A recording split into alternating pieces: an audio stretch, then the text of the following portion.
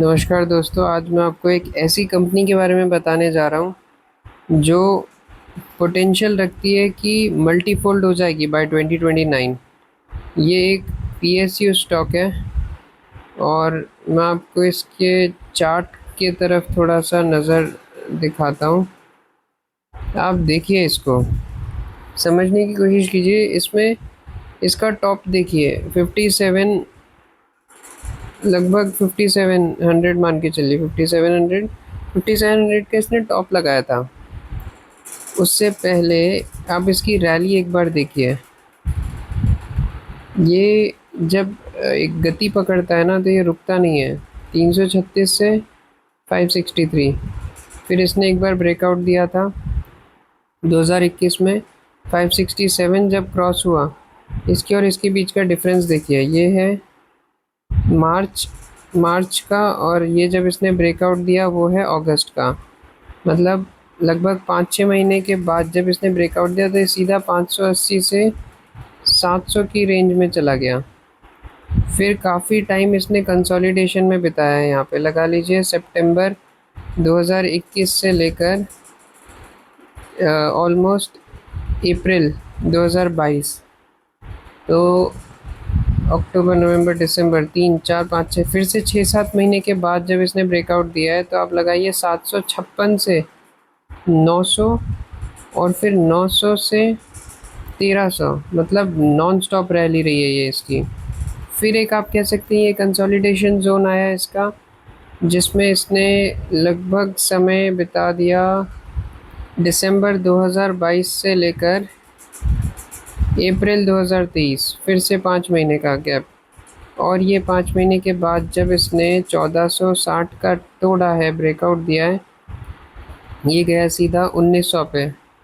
1900 के बाद ये है जून 23 की बात, और ये नवंबर 23।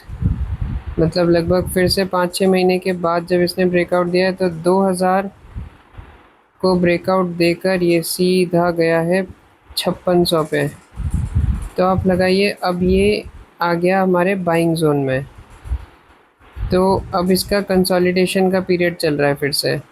तो ये कब से शुरू हुआ वो भी देख लेते हैं। मई 2025 से। अब आप यहाँ से 5-6 महीने और जोड़ लीजिए, लगभग दिसंबर 2025। तो जब ये दिसंबर 2025 में आएगा, आप लगाइए ये ब्रेक करेगा 5179, और ये बहुत इजीली 6000 को टच कर जाएगा इसी साल के एंड में। हाई पॉसिबिलिटी है, और कोई चांस ही नहीं है। जिस तरह से हाल का मतलब ये हिंदुस्तान एरोनॉटिकल लिमिटेड रन कर रहा है पिछले कई सालों से। देखिए, मेरा समझाने का तरीका हो सकता है थोड़ा देसी हो, पर मैं बिल्कुल नहीं चाहता हूँ कि कोई भी व्यक्ति मार्केट में अपना खून पसीने का पैसा गंवाए। और ऐसी चीज़ों के लिए ना आपको किसी से पैसे देकर ट्रेड लेने की ज़रूरत ही नहीं है। मैं आपको हाल के बारे में और बता दूँ, बहुत क्लियर से शब्दों में बता दूँ कि ये है क्या एक्चुअली। देखिए, मेक इन इंडिया नाम सुना होगा आपने, आत्मनिर्भर भारत सुना होगा। तो गवर्नमेंट इन चीज़ों को काफ़ी प्रमोट करती है। आपने जब भी भारत में फाइटर जेट्स का नाम आता है, तेजस हो गया या हेलीकॉप्टर हो गया या कोई एयरक्राफ्ट अपग्रेड होता है, तो हाल हिंदुस्तान एरोनॉटिकल लिमिटेड हमेशा सेंटर में ही आपको दिखेगा।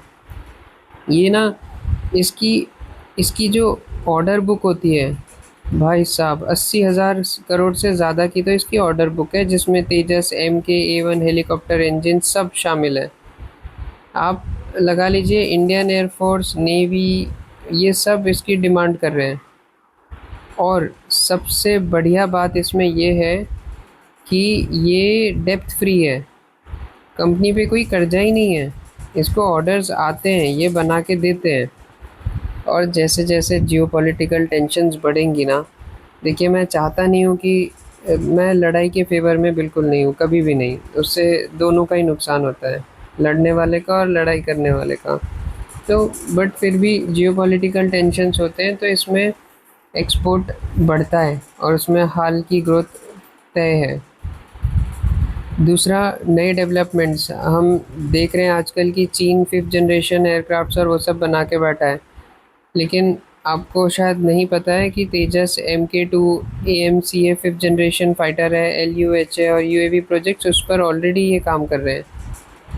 ठीक है, तो अब इसमें ना इसकी और एक मैं आपको अच्छी बात दिखाऊं, ये फाइनेंशियल्स देखिए आप इसकी जो नेटवर्थ है ना वो बढ़ती जा रही है। पहले 2020 में 13,200 करोड़ थी, 15,021 में हुई है, 19,022 में हुई है, 23,023 में हुई है, 29,024 में हुई है।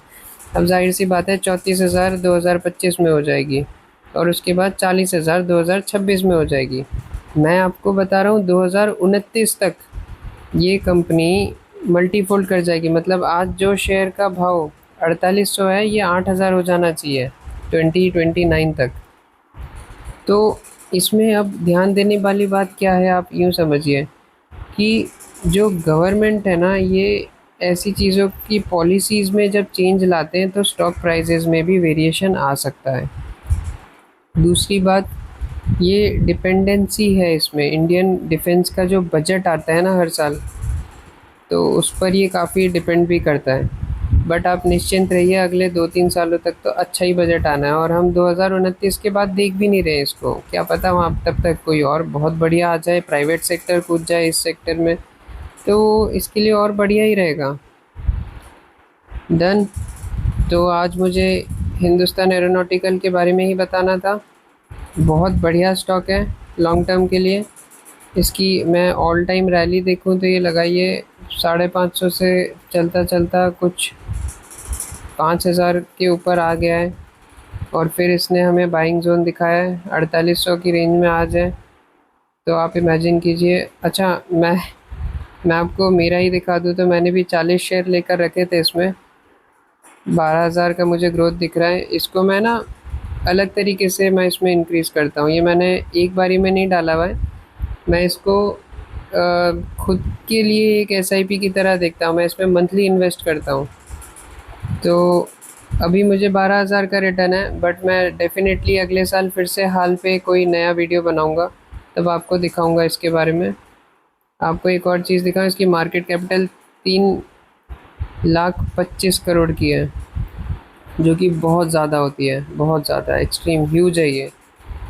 ठीक है, तो इसी के साथ मैं बंद करता हूँ आज का ये वीडियो, और आपको इसी तरीके की और अच्छे स्टॉक्स के बारे में नॉलेज और इन्फॉर्मेशन चाहिए होगी तो आप ज़रूर मेरा चैनल सब्सक्राइब कीजिए और मुझे लाइक कीजिए। Thank you so much.